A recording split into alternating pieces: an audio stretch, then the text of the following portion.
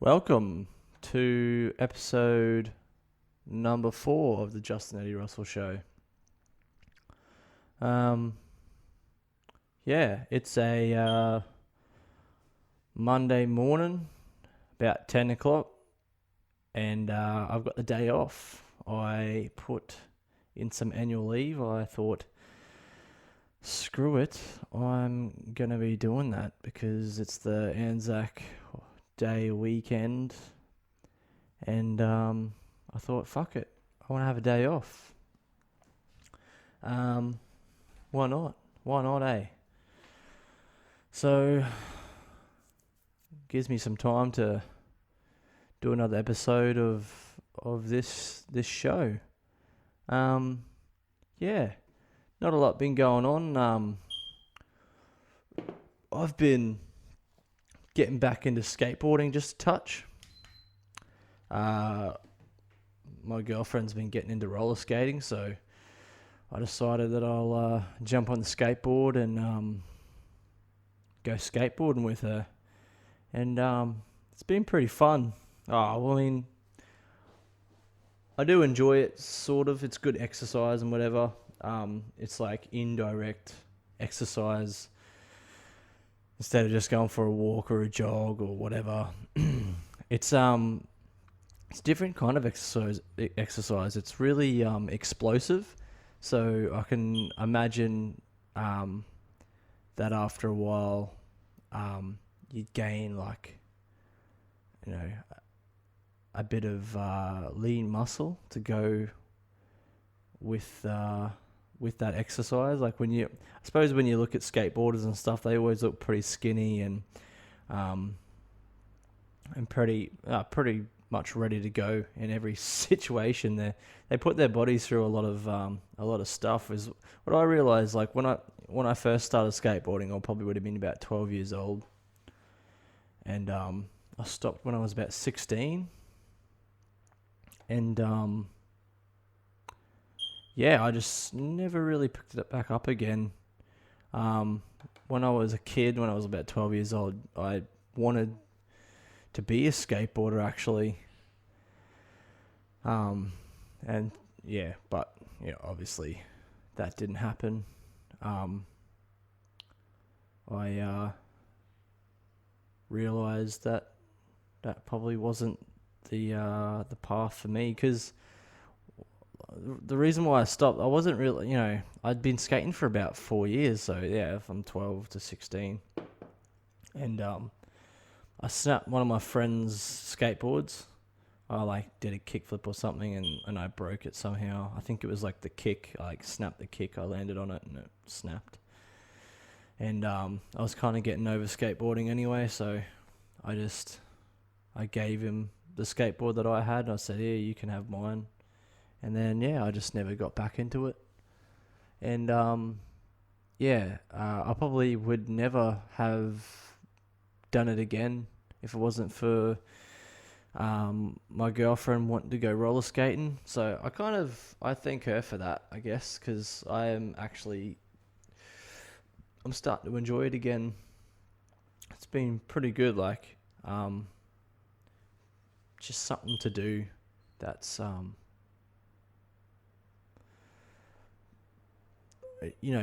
something to get good at, that you're just having fun with and not really trying to get good at it for a specific reason. I know that I'll never turn it into a career or anything like that. It's just fun, and that's what I think.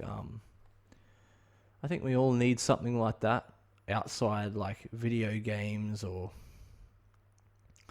any other we just need a hobby. We just need something to do.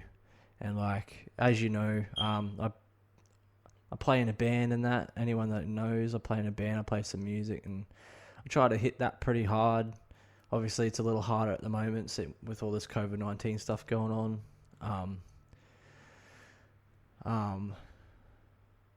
If I could, turn that into a full-time career, that would be really cool. Just playing music all the time, original music, obviously. That would be the ultimate dream. I know there's people out there doing full-time music, and I think they play covers and stuff like that. And you get paid a lot of money for covers. You get paid a lot of money for originals too. That's only if, you write really good songs, I suppose, and hit it big. But always have had an act for trying to turn my hobbies into something a little bit more serious. But yeah, now just with the skateboarding stuff, it's good. Just something to get good at that you don't have to put, everything into, and you can just enjoy yourself and just have fun. That's it's really, really cool. Like, I remember when I was skateboarding as a kid, I used to put so much pressure on myself, like want to like land tricks and just be really good and just be, all that sort of stuff. And it feels like me revisiting it is I'm learning how to enjoy that physical activity without taking it too seriously. It's like I'm continuously learning that kind of aspect. And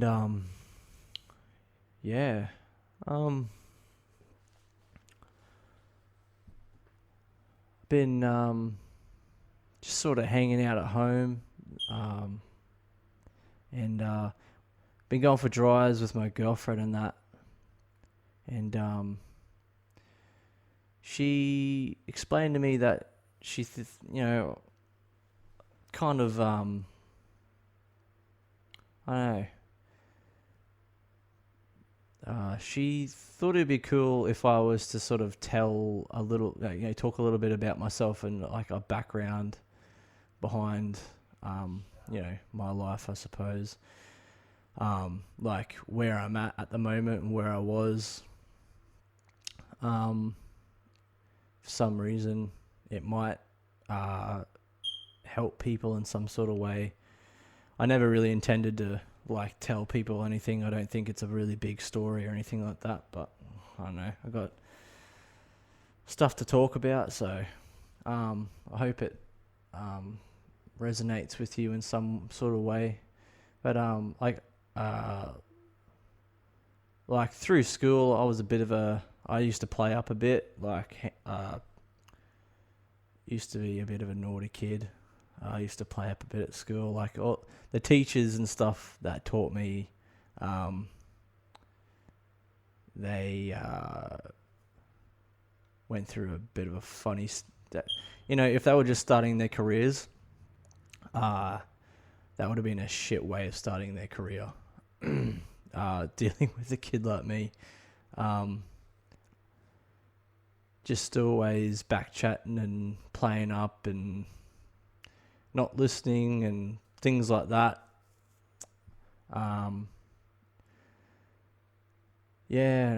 Getting into high school and stuff, I used to, me and my mates and stuff, we used to somehow we'd get people to buy us alcohol and stuff and get drunk on the weekends and whatever. It's like a lot of people, and like I'm no different to anyone else. Like I know there's a lot of kids out there that do that sort of stuff, and yeah, things like that. I remember when we used to get really desperate, we would whatever desperate means as a teenager.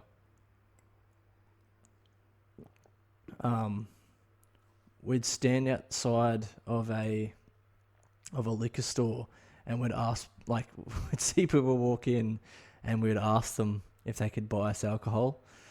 There was this one time we asked this one lady, fucking stupid. We asked this one lady, we're like, hey, could you buy us some alcohol? And I think we just asked her to buy us goon or something like that. And she's like, do you realize who you just asked? And we're like, we've got no idea. Can you get us some? And she's like, you just asked the manager of the liquor store to buy you alcohol. And she was just like, get the fuck out of here. Because, that's stupid. one, and I think she threatened us with the cops or whatever, but I don't know. Can't really remember. And I think we because we used to hang around this one little area in Bundy where I'm from, where it's like a fish and chip shop, and I think we must have been like becoming kind of familiar to the place, because we had this one dude come up to us, and he was like an older fella, probably in his 40s or something, and he had his zipper unzipped, and but the thing is, he didn't look like a homeless man. He didn't look like he was like an alcoholic. He didn't look like he was like rough or rugged. He just looked like a dude who was trying to blend in, if that makes sense. He looked like a guy that tried to look like an alcoholic, but you could tell he wasn't. He was clean cut. He looked pretty, like he'd just come out of the shower. And he came up to us and he was like, hey guys, what's going on? And we're like, yeah, not much. Like, what the fuck is a 40-year-old coming up to a group of kids? What does he want from us? And he's like, oh, you guys just out having a good time, are you? You guys just hanging out? Well, what does it fucking look like, dickhead? Yeah, we are. We're just hanging out, a group of kids at a fucking at a chip shop. There's this place. Yeah, it's a chip shop, and it's open like 24/7, pretty much. This place. It's like a lot of backpackers hang out there and whatever.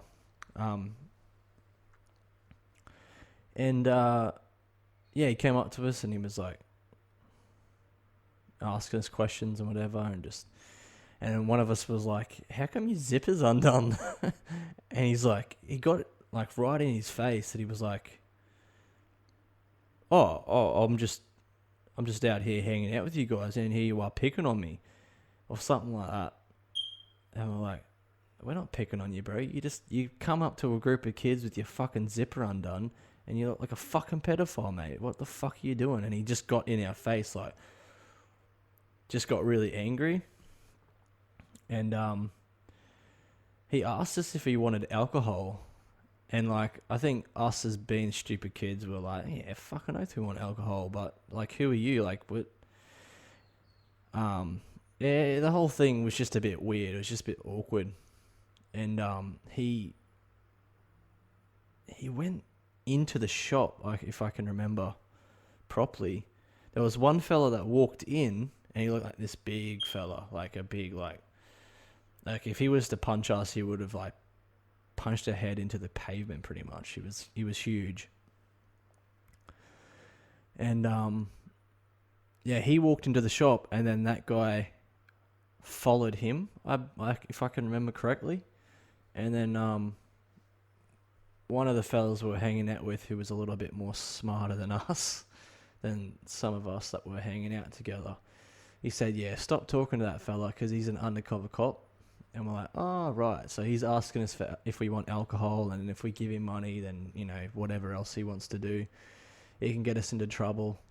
And at first we didn't really believe him. We were just sort of like, okay, he's an undercover cop. We were a little bit like, oh, well, I mean, it sort of makes sense. This guy's acting fucking weird. So I think we just decided we were eating, or some of us were eating. They finished off their food, and then we just went, fuck it, let's get out of here. So we did. They were still in the shop or whatever. And then we took off, and I just remember seeing like we hid behind this one building, and I just remember seeing cop car, like there was just police everywhere. They didn't pull us up or anything, but it was just really strange. Yeah, it's just really weird realizing that, like, you're just a group of kids standing on the corner of a shop, and some fucking fat cunt comes up to you and asks you if he wants to buy alcohol. And as a kid, it's just a bit strange, like, to think, oh, this is an undercover cop. Like, anyway, we never learnt from that. We always used to still get drunk and whatever. We used to ask the right people after that moment. Whatever that means. But yeah, we used to get alcohol somehow. Yeah, just doing things like that. Through school and stuff, like, you can call it. I mean, you can call it hanging out with with the wrong crowd or whatever. But you can blame it on whatever you want. But I used to fucking play up a lot at school and like get drunk on the weekends and go partying and stuff. And to be honest, I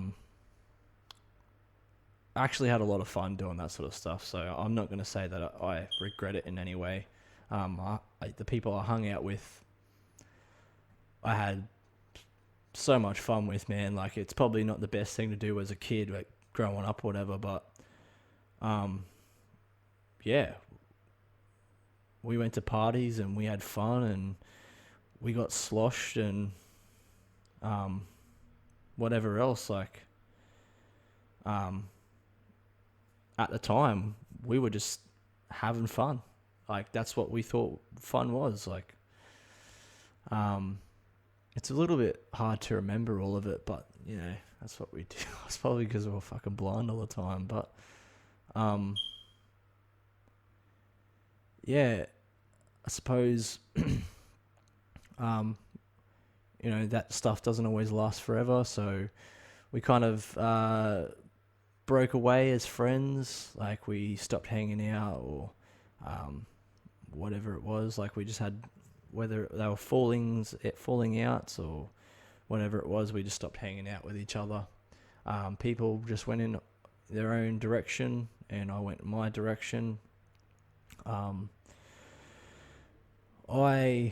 wasn't really looking at graduating high school at that stage. I was just thinking about dropping out and getting a job, or whatever. And, but I didn't do that, actually. Like, despite the stupid stuff I was doing and, the stupid stuff I was doing at school, like, there was one time in particular I remember, like, it was sort of like towards the later stages of high school and stuff.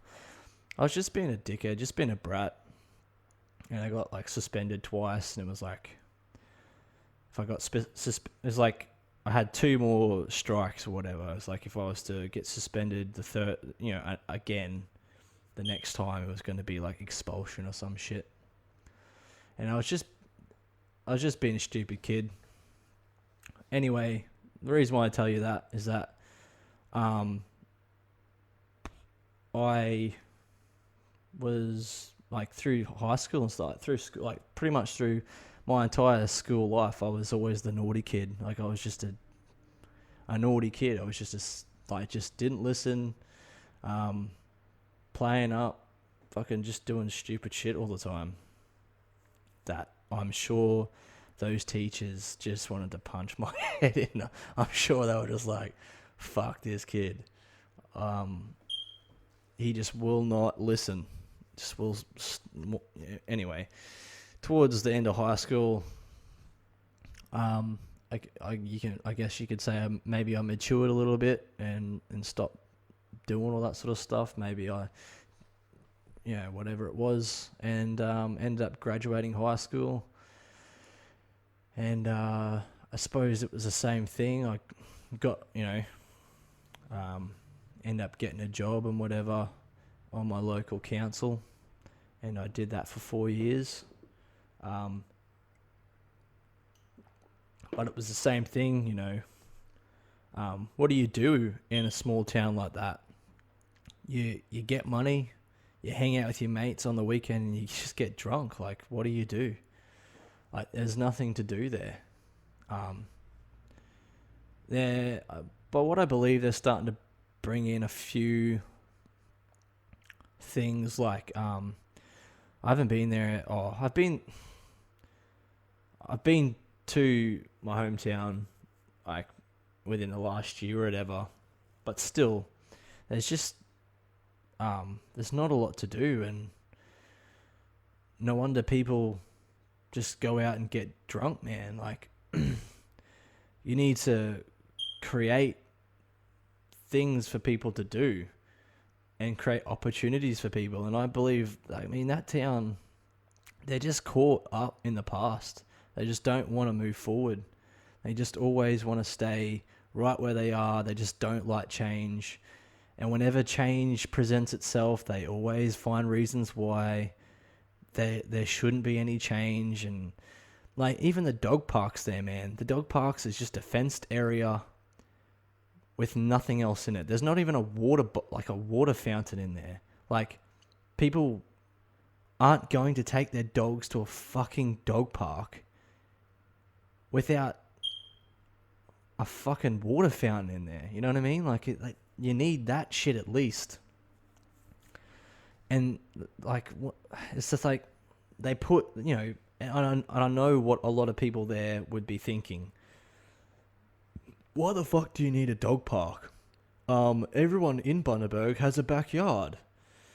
Well, actually, they don't. Some people do live in units there. And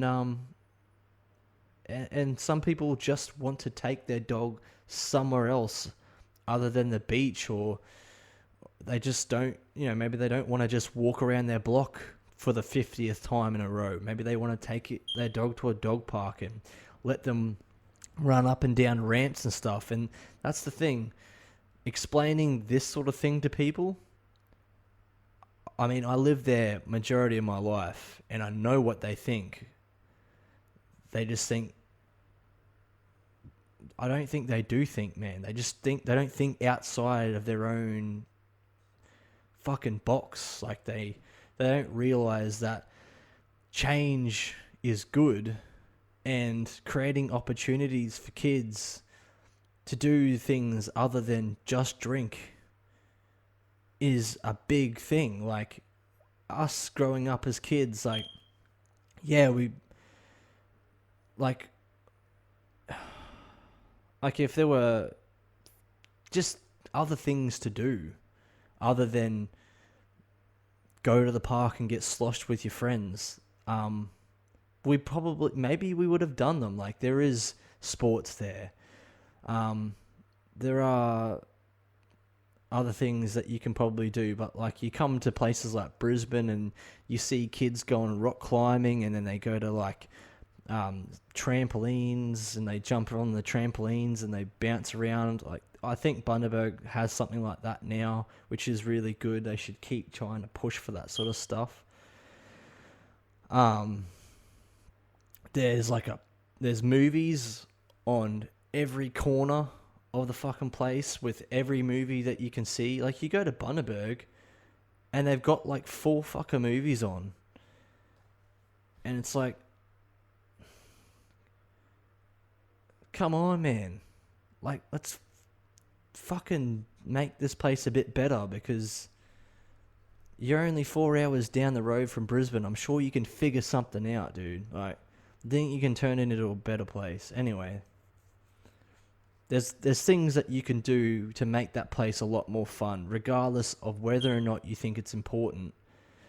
If you think that creating activities for kids to do other than just getting fucking sloshed with their mates, if you can't think, you don't know that there's an importance to that, then you're a fucking idiot. These, like, yeah. Anyway. But yeah, so fucking graduated high school. I was just, you know, I wasn't even thinking about playing music then. Like, I was just, like, I wanted to do music, but I felt like at that point I'd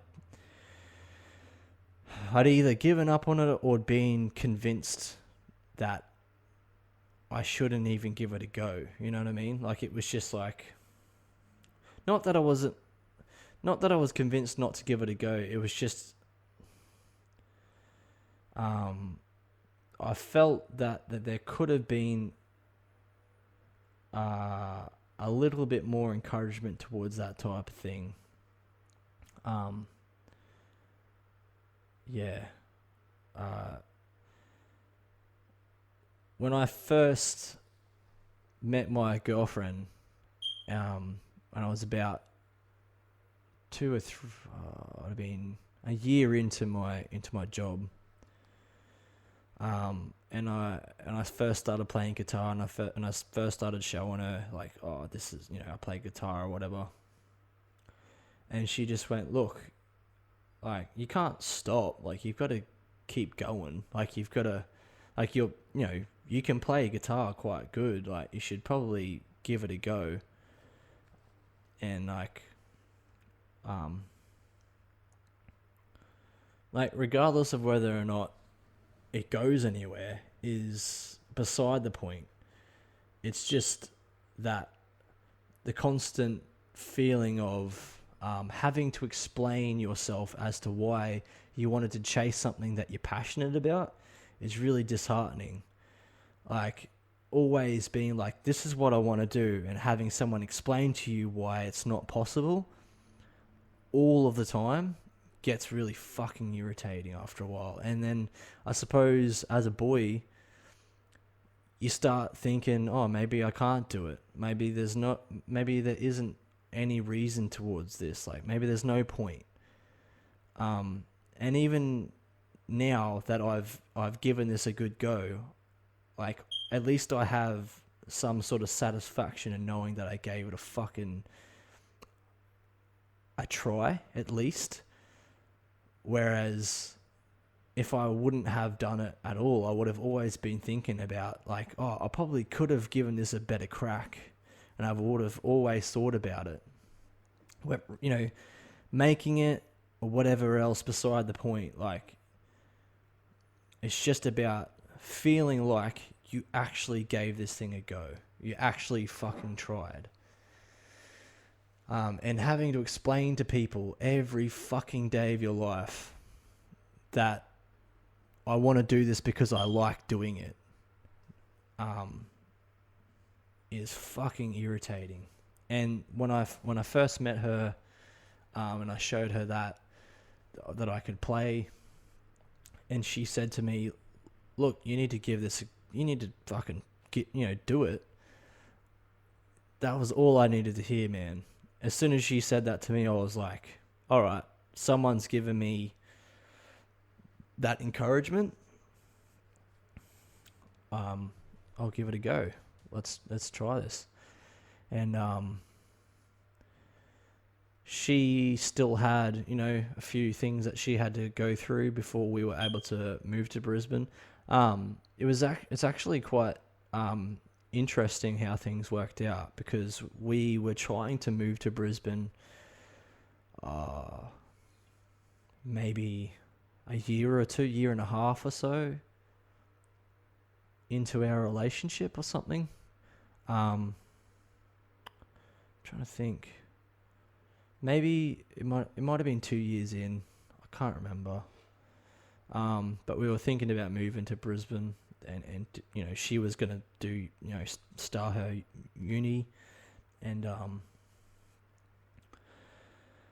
I was gonna try and find a job and whatever else. Like, uni wasn't even on my mind at that stage, and I'd always been interested in recording and things. Like, I always wanted to know how to do it. I just wanted to, how do I set up a microphone? How do I use recording software, a DAW? Like, how do I do that? I didn't even anyway. But yeah, just things weren't working out for us moving to Brisbane. It was always seemed to be like some sort of obstacle that was in our way. I just couldn't. There's so many jobs here in Brisbane, but I couldn't get one. or something. Just things just weren't working out. Like her uni wasn't gonna fit where we were going, and we couldn't. And finding a place was a bit. Everything was just a bit uneasy and unsettled, and it just didn't feel like the right time. And then she had to have surgery on her knee, which is something I won't get into. But that was a big thing for her and for everyone that was involved. It was a big thing. Obviously, especially for her. And then, after my dad had passed away, it was like life in some way or another was like keeping us still until that happened. Because then after that had happened, I'd actually explained to Dad that I was thinking about going to uni at that stage, and learning how to record. Big inspiration to that was Tame Impala, by the way. I really loved the way that he was able to record everything by himself in his room and self-produce and things like that. So that was a massive inspiration to me. When I saw that he was talking about audio engineering, I was like, audio engineering. And I remember, and because I was like, oh, that's what it is. That's what recording music is. It's audio engineering. And I heard the word engineer, and I was like, oh, I probably can't do that. I had no sense of that type of thing. Like, I just didn't. Like, I was probably the least likely person in my family to go to uni. I was not going, like, from all the times that I was playing up at school, like, almost, like, being suspended a lot, 2 strikes off being expelled if I kept playing up. I just had to be, get my behaviour right and stop being a fuckwit. Which, in hindsight, I apologise to those teachers too. I know I'll probably never see them again. They'll probably never even remember who I was. But, yeah, I do apologise for that. I was being a dick. Anyway, yeah, I was probably the least likely person to go to uni at that stage of my life. And I remember explaining it to my dad. I was like, yeah, I might give this a go. And he said, well, at least apply for it and see if you can get in. And I was like, all right, And then I was actually at work, and at that stage I was just driving on a front deck mower, man, just cruising around the town and mowing lawns, pretty much. Big lawns for the fucking council. And, you're always inside your head, always thinking about stuff, and all I could think about was like, this isn't it for me. I need to try and do something else. I need to have something more mentally stimulating. I remember messaging one of my friends, and I said, look, dude, I'm going to do this, eh? And it was a big deal for me because it was just something that, like, I never really thought I was capable of. And I remember him messaging me back too, and he was just like, well, fucking do it then. I was like, all right, then I will. And so I was at work, and I had a lot of help, and my girlfriend was, I owe her a lot for that sort of thing. She actually applied me to the university, and I remember going for the orientation and sitting down and listening to this person talk, and it was everything that I wanted to do. everything that he explained, I was just got more and more excited, and I was like, yeah, this is really cool. Like, I really am excited to do this, but really scared at the same time, because there was a bunch of people around me that I felt understood what he was saying a lot more than I did. And I will admit that, because there's an interview stage that we had to go through. Yeah, and the guy asked me, he's like, have you ever done any of this before? And I was like, yeah, of course I have. But the most that I'd ever done as far as recording anything was I used GarageBand once in high school, and that's about it. I'd never used a DAW before that. Like, that was about as much as I'd ever done. And there was one like mixing desk, or I can't really remember what it was. It was like a digital recording system that the school had bought, and I recorded, like, you could add tracks and add layers and whatever, and that's about as much as I'd ever done. That was all. Like,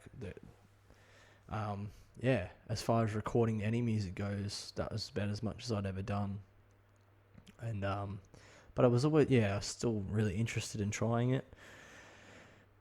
And anyone that knows me knows that I wasn't very equipped with computers. Like, for the 4 years, I mean, I know that you learn that shit at school, like, pretty much, since you're a kid and whatever. So I had an idea of how to use a computer, obviously, as people do this day and age. So I knew how to, like, save files and,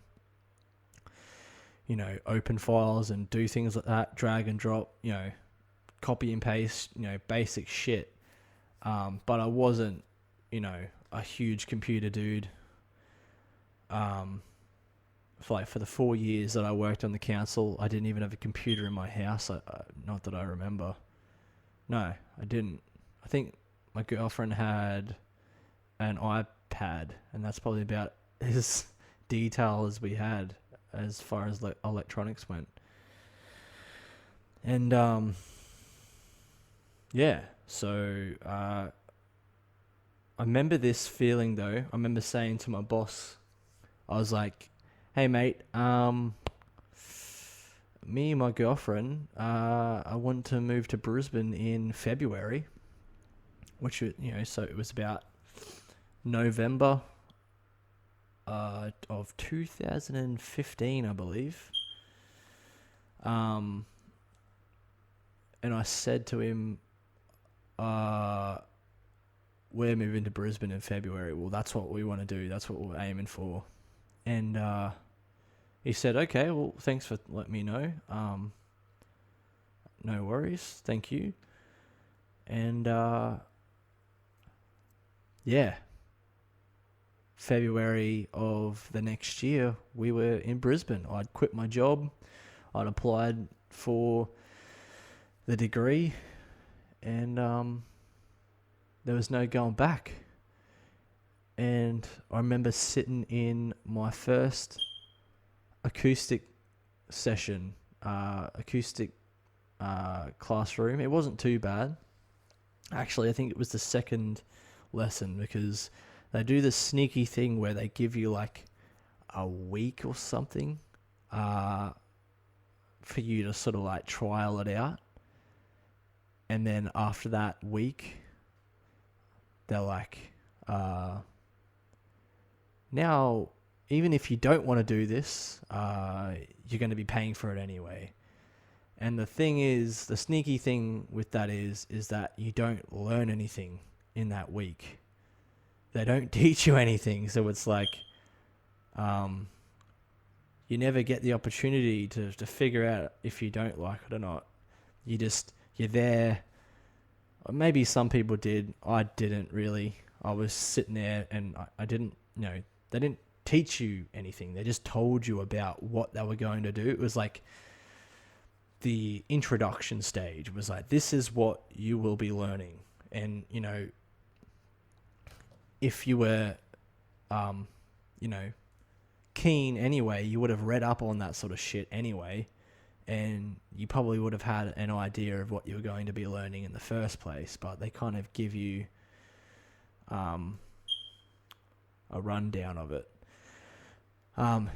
This is how ill-equipped I was when it came to studying. They gave you an opportunity to go to this reintroduction, I think, to studying.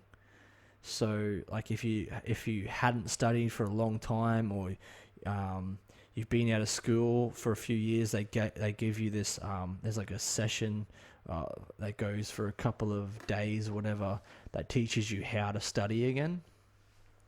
And I went to that to like learn how to like take notes and like what to expect, and just learning how to study again, how to work in groups and whatever else. And that was when I met the guitarist in the Stilts, actually. That was the first day of that. He was there too, and I met him that day. How fucking cool is that?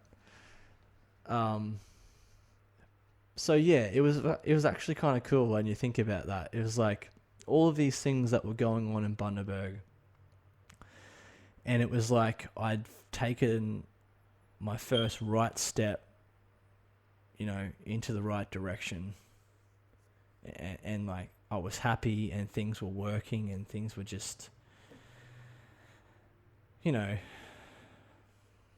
things were good, man. I was happy. And so, yeah, went through that study thing,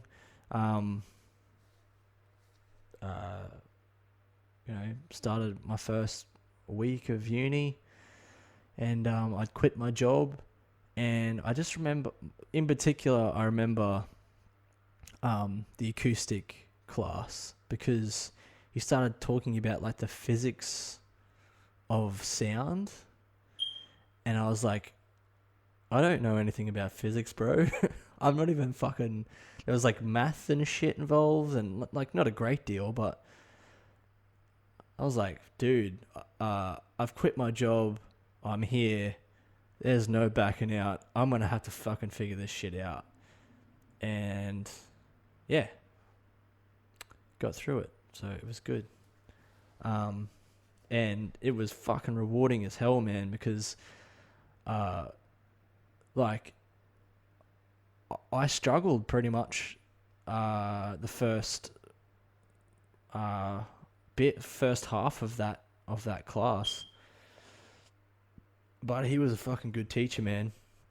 He just had all this stuff set out, and he was like, just read this every week, and by the end of all this, you should know all of it pretty much. And so I just followed his directions, and then went back through it again. And then by the end of it, it was like, I think I took so much from that class, because it was like the class that I'd feared the most, but I end up doing really well in. And like, I just remember that first trimester, I was like, yeah, I could give this a good crack. The whole idea behind that was to self-produce, and throughout the uni course, I tried to change my perspective into, not just self-producing, but also, finding work in the audio industry. And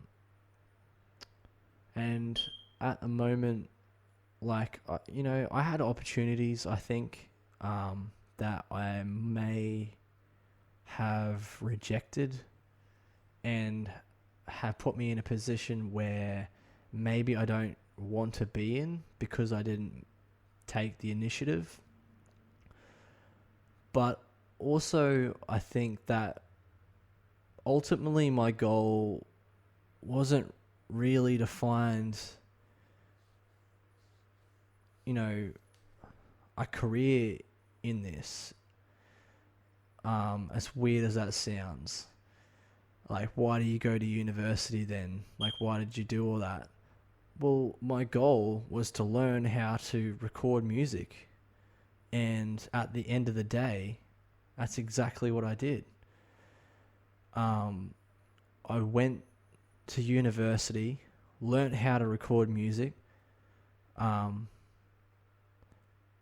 and here, like, I've got all of this audio gear that I record my music with and that I do stuff with.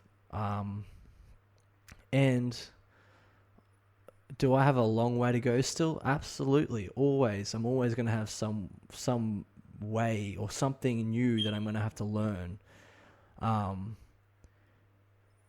And the thing is, like, I just have to keep giving myself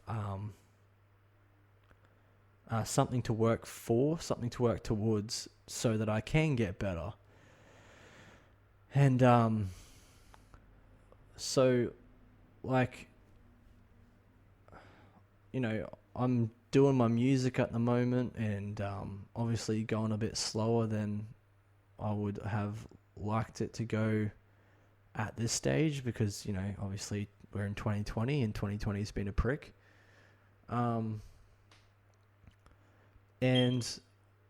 I haven't found a career in audio, but the silver lining is I'm in an incredible position where I've got a job that has provided me with income to pay for some of the things that I needed to get my music going.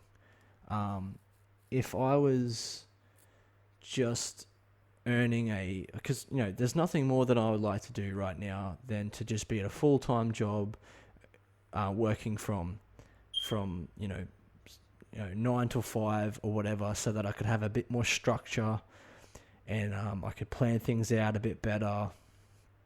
I'm in a job at the moment that you could start at 5 o'clock in the morning and then finish at 5 o'clock in the afternoon, or you could finish at 12 o'clock, fucking in the morning or afternoon, whatever it is.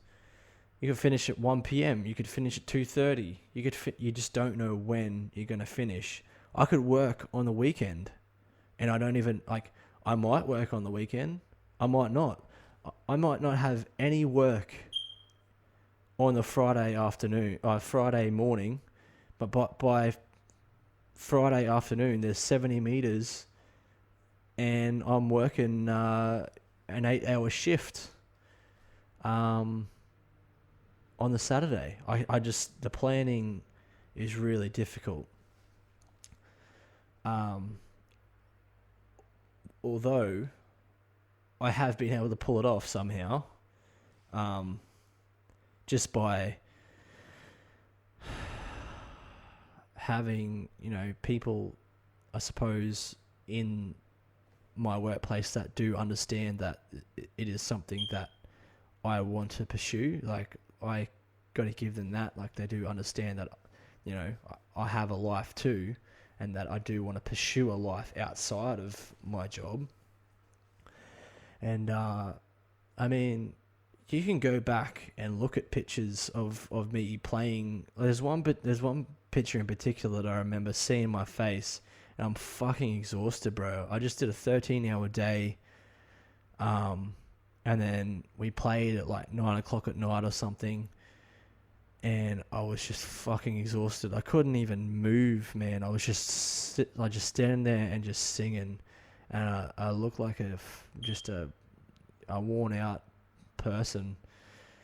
And but the thing is, uh, there is nothing else that I would do that for.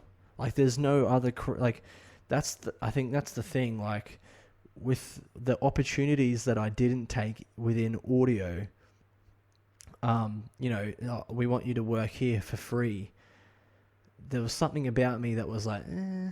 But if someone was like, hey, we got this great opportunity for you to play music at this place, and even if it was for free, even if it was like for $50, like, I mean, like, practically every time we play anyway, even though we do get paid and that money goes into the band, like, none of us I'm still, in a way, just trying to break even. In a way, I am doing it for free because, like, I'm not taking that money for myself. It goes back into the band. But that's the difference that I realize is, like, I would do anything to play music. But maybe I won't do anything to get a career in the audio industry.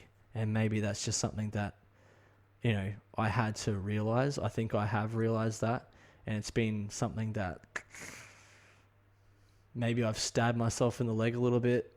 Like, maybe I could have created a better opportunity for myself. But fuck it, man. I've been able to find the silver lining. I've been able to find happiness where I'm at. And without this job, I don't like to admit it. It's the thing that helps me. Like, sometimes we don't have any money left from our gigs. So this job helps me keep myself afloat and put money into towards my music sometimes. And there's one thing that I learnt.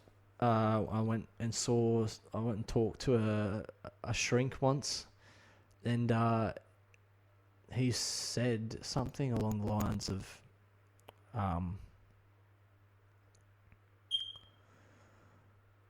like,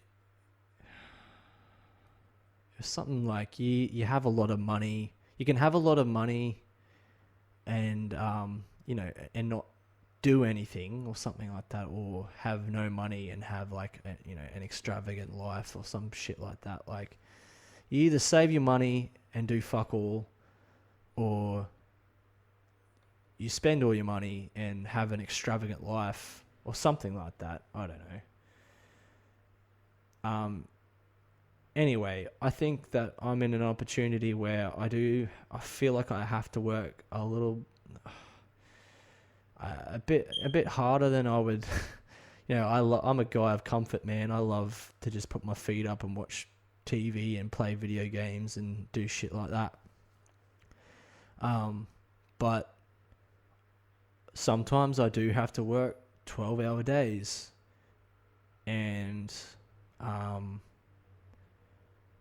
then sometimes I do have to play gigs really late and wake up really early and have fuck all sleep and be tired for majority of the day, and feel and have my eyes hanging out of my head. But it's just something that there's nothing else that I would do that for. And at the moment I'm where I'm at with my life at the moment. I'm just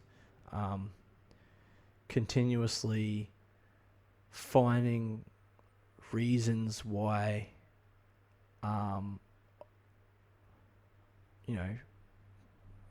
why my life is good. Because it is, man. Like, it's I could complain and say things aren't going the way that I wanted them to, which they, in retrospect, they're kind of not going the way that I want them to, but at the same time they are.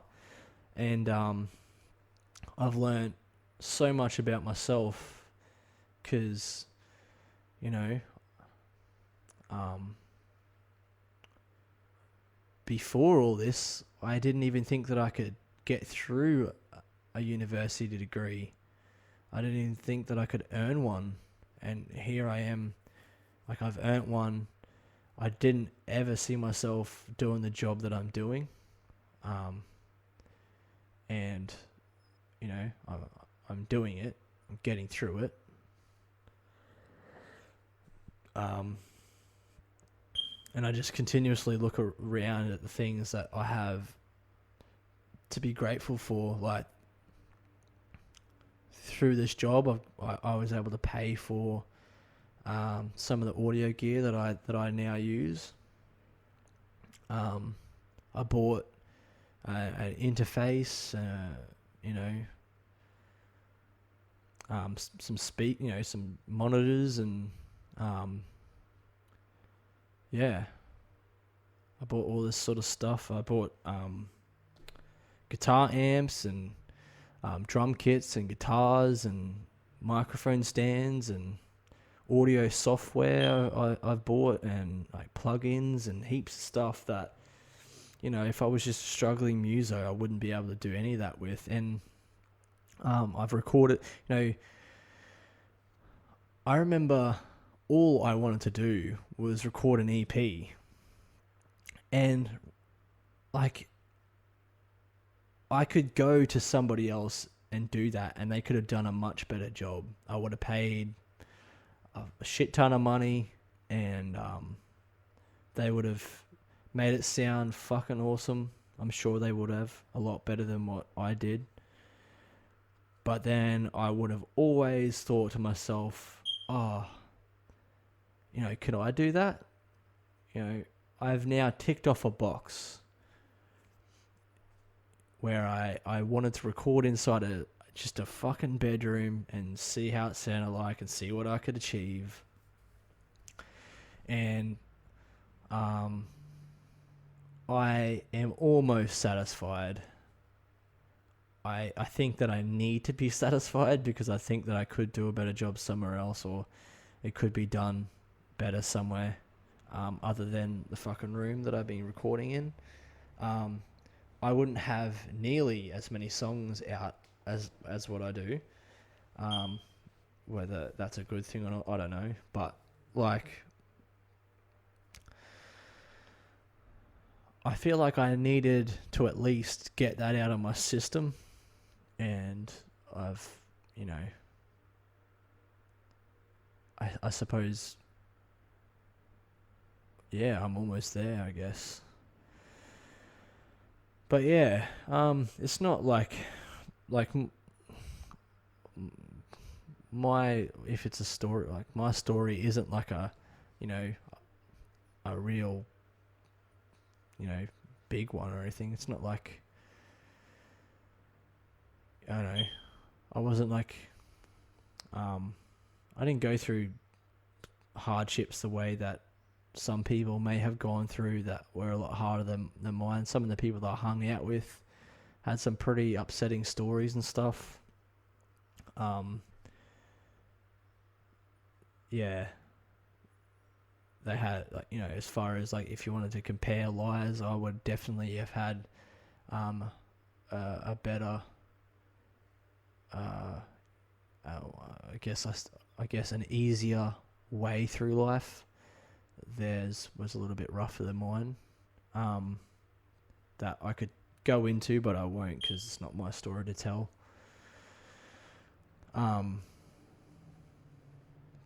But yeah, like, I don't know why I wanted to tell you guys that sort of stuff. I don't know if it's going to help you guys in any way, shape, or form. I could tell you, you know, I used to, when I was growing up, like I used to be, my dad really liked boxing and stuff, so I did a bit of boxing for a bit.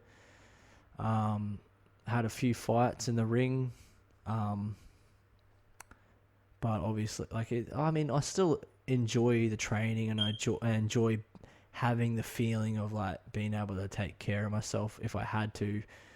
At the moment, I mean I haven't really done any boxing since I was like 16. Actually, I tell a lie. I think I had my last fight when I was 18. I had 2 fights right before I gave up on it. I never really had, like, by that time, I was pretty sure that I didn't want to do it anymore. But I gave it one last little trudge, and the second last fight, I got fucking bashed. Walked in, first punch that guy threw fucking split my nose. I had blood pissing out of my head. It was pretty fun though, because he was trying to like, I could tell that he was like really trying to fucking he was trying to smash me, and he kept getting frustrated because I kept smiling at him, and he was just like, this fuckhead won't go down. Keep punching me, cunt. I'm not going anywhere. That was pretty satisfying, although I did get smashed. And then I had another one at Sunny Coast. And, I did alright in. And, but I just didn't give a shit, man. Like, I just didn't care. And I know I didn't put my all into that fight, and I lost that one again on points. I mean, it's always on points, fucking, if you're an amateur, really. If you get knocked out in amateur, then that person hits really fucking hard. I will say the first 3 fights that I had 5 fights. So the first 3 fights I'd won. I'd put in a lot of effort into those fights. But it just wasn't for me, man. Like, I just don't. I mean, if you want to get in there and get your head punched, and that's something that you really want to do, then you've got to have the heart for it. You've really got to fucking want to do that. And like I said, music's the only thing that I would put all of my effort into. Like, it's the thing that I would turn up for. Even if you just said, look, you're not getting paid, but you're playing in front of like some important people, I would fucking show up, you know what I mean? There's not a lot of other things that I would probably do that for.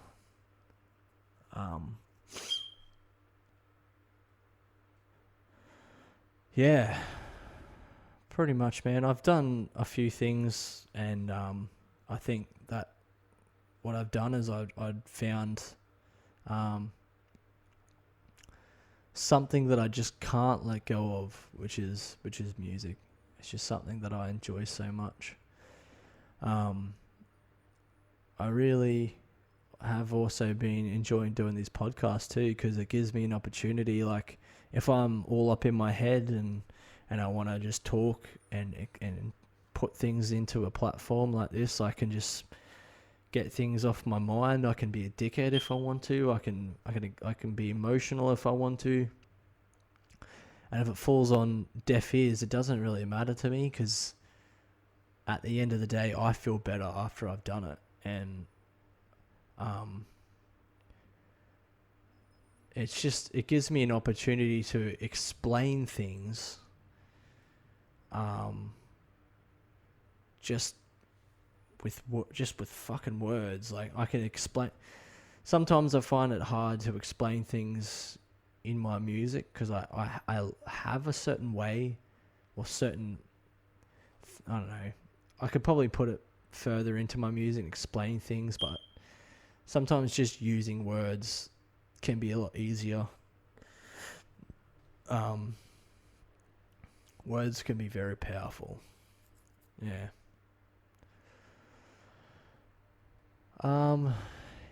Yeah. That's pretty much all I have to share at the moment. I'm just out here living my life. Just living, bro.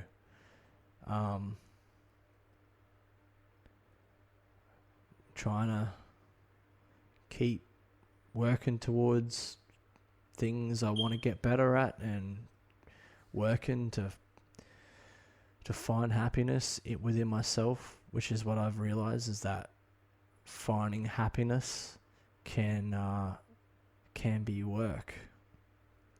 I must admit though, going through uni, it was the best 2 years of my life. And after I'd graduated, I didn't have any work for a bit. I was just doing, I was doing Uber driving. I was just an Uber driver, and that kept us afloat for a bit. And that was fucking good, man. Like, I didn't love the money because the money is shit doing Uber driving. Uber Eats is what I did. Uber Eats. I have a shitty old 98 model Starlet that obviously there's standards that Uber wants you to uphold to actually like drive people places. But with Uber Eats, you can ride a fucking scooter, I believe, and deliver food that way. People don't really care how their food gets delivered, as long as it's delivered, safely, and you haven't put your fucking wet finger in it or something. As long as it's something they can eat and it's fucking not being contaminated. People don't care how their food is delivered. They just want it delivered. Give me my fucking food, bro. I'm hungry. Deliver that shit on a push bike for all I give a shit, mate. Just give me my fucking kebab. That's pretty much how I have gathered how people think. If they're hungry enough, they will do pretty much anything to get it. Yeah, when I was doing that, I was actually pretty happy doing that, actually, because I would just work when I wanted to, and then I would book gigs and go and play solo gigs. And yeah, I did that for a couple of months, I think, or a month or so. That was pretty fun. And then I got some work with my girlfriend's cousin doing some labouring, and that kept me going for a bit again. And then finally into the job that I'm doing now, which has been keeping us going for the last 2 years. So I don't think Uber driving would have kept us going, especially not when you get those massive bills that come through, like electricity bills and stuff like that. You've always got bills to pay, bro. And so, like, that's where I can find the silver lining. Like, I could, there's things that I could probably do that could ease the suffering, but fuck it, man. Bring it on, cunt. I don't give a shit. If life wants to keep throwing me fucking obstacles, mate, bring it on. I don't give a fuck.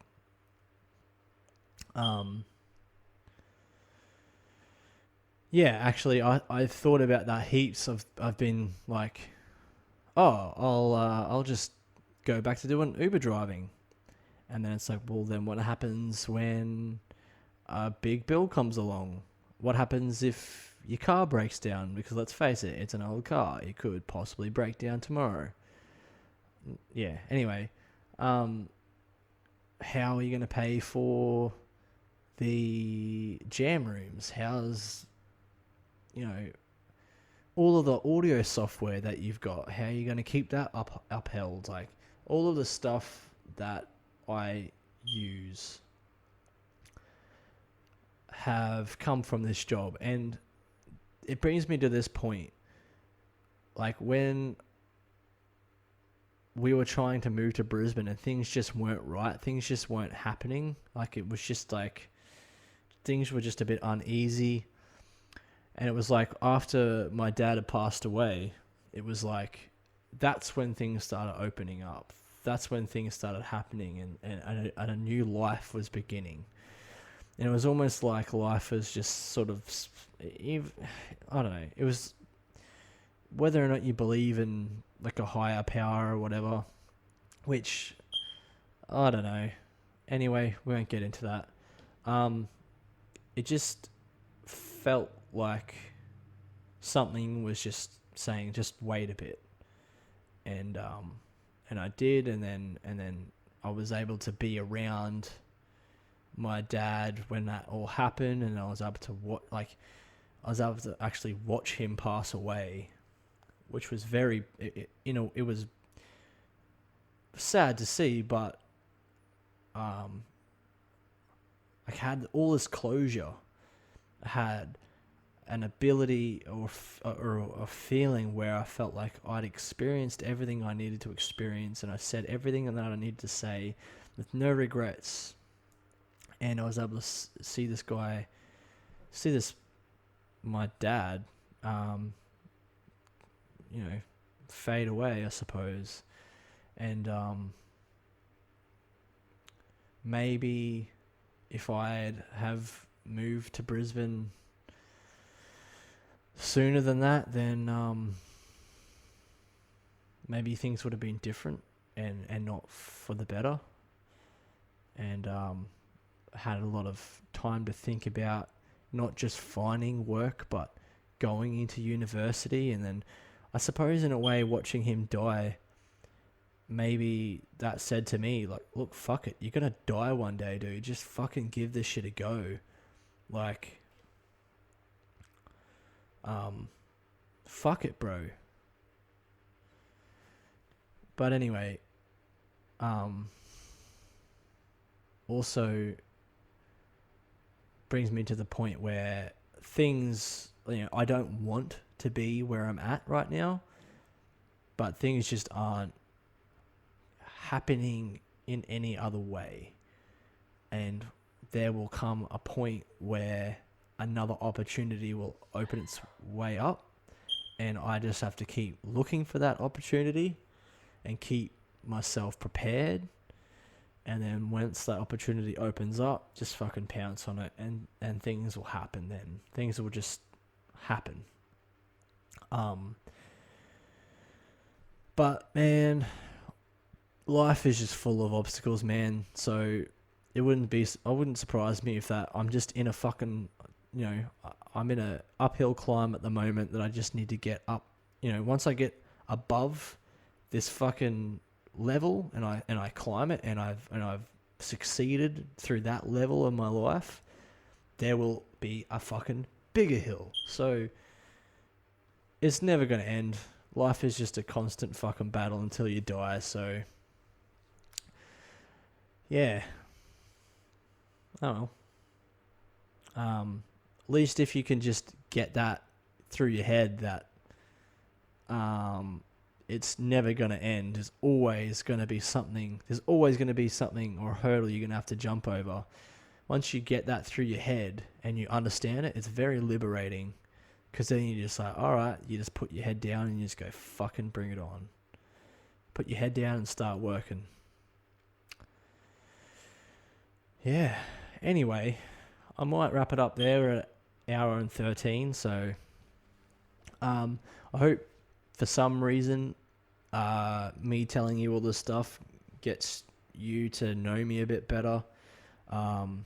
Hopefully you can take something away from it and think, how can you apply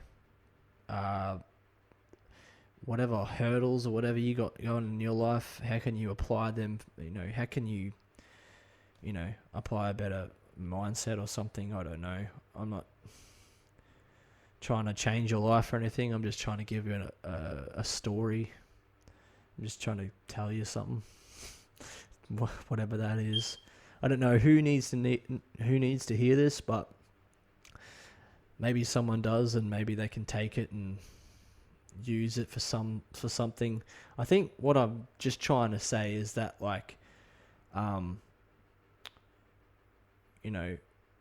just because you think you're at a position in your life where things don't feel like they're going good, or you don't think that you can accomplish something, or you don't think that you could ever get good at something, just start anyway, and just You know, if you really want to do something, just do it. If it doesn't work out the way you wanted it to, that's just fucking life, man. That's just how things work. And keep your head up. Keep your head up, but also down at the same time. Keep your head up. They say keep your chin up. They say keep your chin up, but also put your head down and work. Keep your chin up. At the same time, keep your head down and work. Yeah. Not contradictive at all. Keep your chin up whilst at the same time, put your head down and work. Righto. I'll wrap it up there. See you next time.